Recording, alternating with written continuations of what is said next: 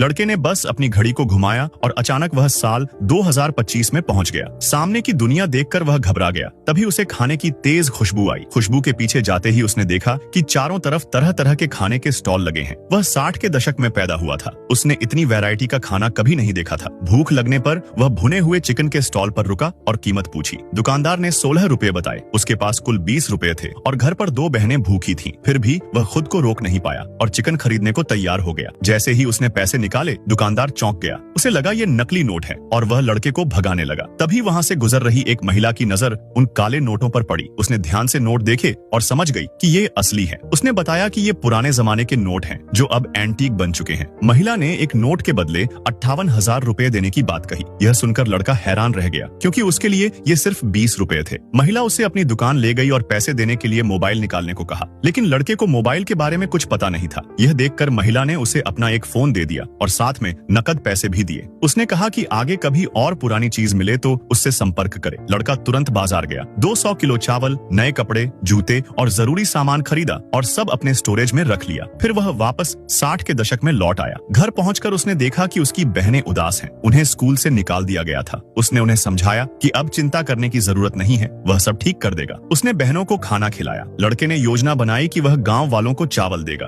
और बदले में उनके घर की चीजें लेगा। जल्द ही चावल के बदले उसे कई पुराने बर्तन और सामान मिले जो भविष्य में बहुत कीमती साबित हो सकते थे। लेकिन तभी एक औरत घर में झगड़ा करने आ गई। उसने चावल ढूंढ लिया और हंगामा करने लगी। गुस्से में लड़के ने 2025 से लाया इलेक्ट्रिक डंडा इस्तेमाल किया और वह बेहोश हो गई। तब लड़के को समझ आया कि भविष्य की चीजें कितनी ताकतवर हैं। उसने तय किया कि वह फिर 2025 जाकर इन पुरानी चीजों को बेचकर और बड़ा खेल खेलेगा।